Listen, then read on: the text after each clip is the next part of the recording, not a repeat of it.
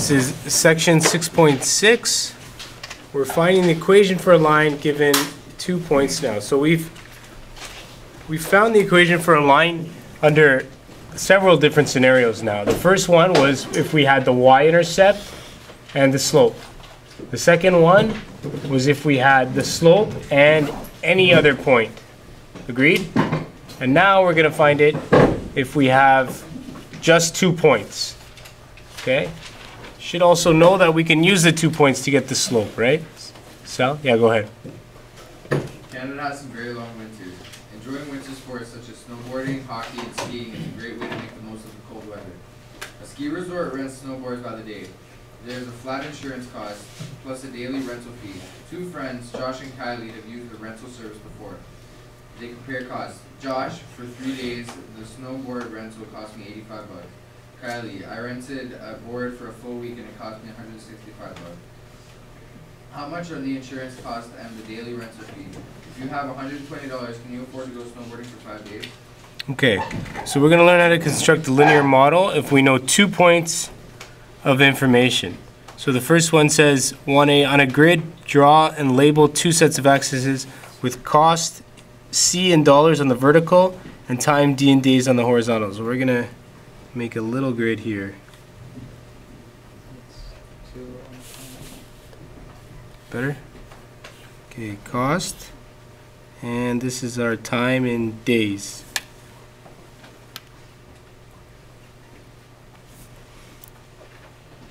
Add appropriate scales to your axis to fit the data in the introduction. So to create an appropriate scale, we want to know, we always want to start with kind of the highest amount possible and go with sort of even numbers. So if we look at the question here, looks like 165 was a full week. So that's about as high as we're going to need to go. So maybe we do 175. So 25, 50, 75, 100, 175, 150, 175.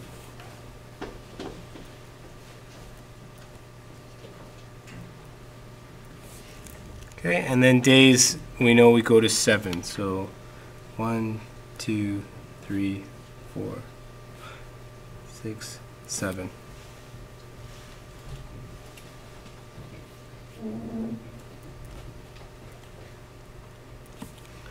Okay, plot the points 3, 85 and 7, 165. So 3, there's 75, a little less than halfway.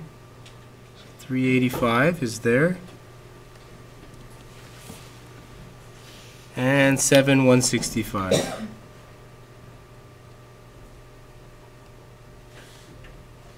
Any questions on how this graph was created or how I got to where I am? No? All right, easy enough. Plot the points and explain what they mean. So what do these 2 points mean? Tim, what's this first point mean? At 3 days, it cost him $85. Good. And this other point, using the same logic, Matthew in the front? After a full week, Kylie only spent $165. Right, exactly. So 7 days, they spent 175. Draw a line through these points. Extend the line so that it crosses the vertical axis. All right, so here's our line. I'm going to just try and do this as naturally as possible. Okay, so there's our line. You can see it doesn't cross through the origin. So, Henry, what type of variation is this? It's partial. Partial variation. Very good. If it went through the origin, it would be considered direct. Good. Find the slope of this line and explain what it means. So how do we find the slope? Everyone, put up your hands if you know how to find the slope right now. I won't pick on you. Okay, good. That's great. Everybody's hands. Except for Justin. Are you sure? Yeah. Okay, tell us. N equals y2 minus y1 over x2 minus x1. Good. Okay, and what are those values? Y2 is 165. Excellent. And y1 is 85, Okay. x2 is 7, and x1 is 3. Very good. All right, so we end up with 165 minus 85 is 80. Right? 80 over 4, thank you. So our slope appears to be 20.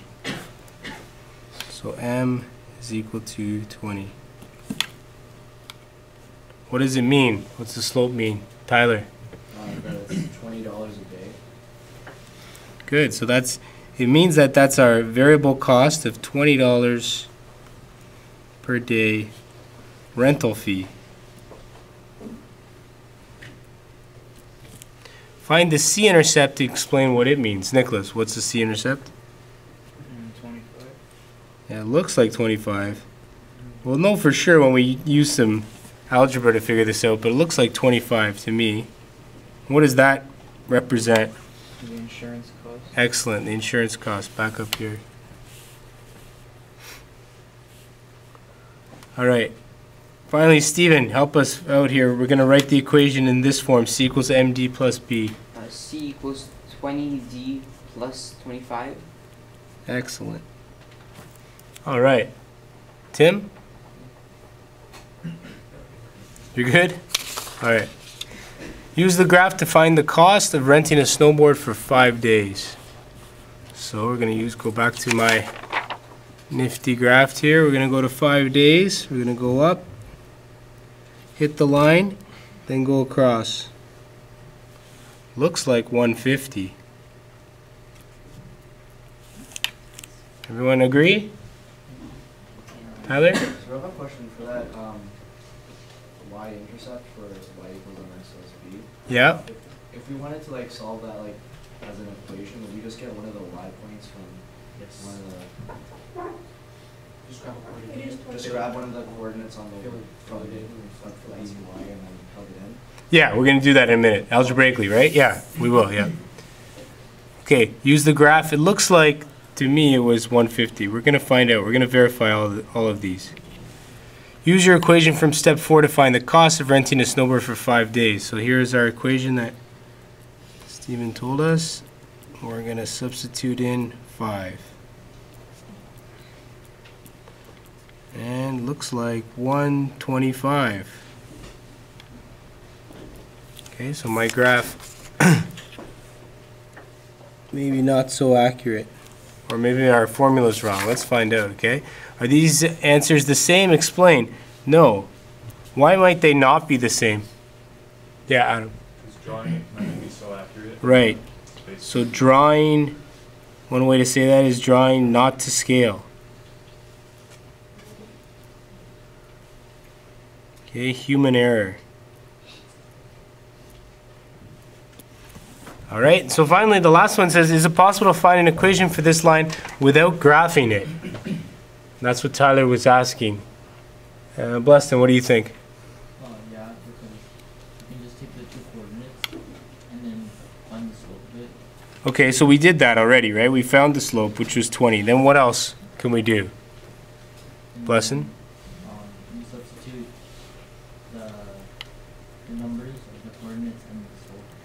Excellent. So we're going to sub in 1 point. We'll use the smaller point since it'll make our math easier. And we're going to sub it into, of course, this formula.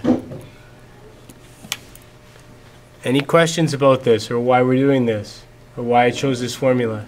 Okay, everyone's good. So we sub in 3 for D and 85 for Y. So we end up with a B value of 85 minus 60 is 25. So our formula was right. So I read this correctly, this 25. We can see here it does cross through 25 quite accurately. So this is the area where I ran into trouble, clearly. And we'll prove that now. So here's our formula then. And so the last question was for 5 days. Oh, we already solved that. I believe it's 125, right? Yeah.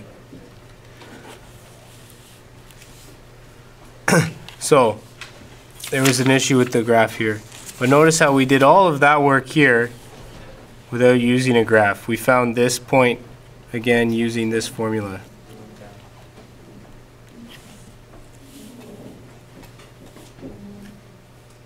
Any questions? All right.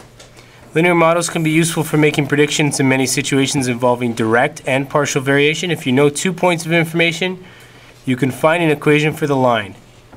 Find the slope, substitute the 2 points into the slope formula. Step 2, find the y-intercept, substitute the slope in one of the 2 points to solve for b, and finally write the equation.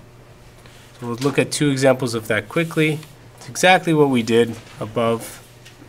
Here we have a line through this point, so there's our point, 1, 2, and 5, 10. Find an equation for the line. So first thing we're going to do is find the slope. We're going to use these 2 points, y2 minus y1 over x2 minus x1. We solve for the slope. The slope is 2. Okay, next we're going to use one of those points and the slope in the standard form of a line equation, and we're going to solve for b. So we have y equals mx plus b. We take any of these 2 points. I'll use 1, 2 because it's easier. 2 in for y, 1 in for x. We know the slope is 2 already, and we can solve for b. b is 0 in this case. So if b is 0, we go back to the original equation, y is equal to 2x. Any questions? Tyler? If the y-intercept is 0, is it no longer considered y equals mx plus b? Like, isn't it just considered a direct variation at that point? Yes. You see how you can still use that formula, right? B is just 0 though, right? Yeah, just like, because even if you were, it still works. Yeah, it still works. But going back to the original concept, when you learn about direct variation, you could argue that it's y equals kx. For some reason they use k in that case, not m. In any event, it's y equals 2x is the formula, which is here. Next problem, same thing. We have 2 points. So we're going to find the slope first. In this case, it's a fraction, negative 2 over 3. In this scenario, I would prefer the fraction because it's a non-terminating decimal, right? This is equivalent to this. Right? It keeps going. So I would prefer that use of the fraction if you can. Okay, Joseph?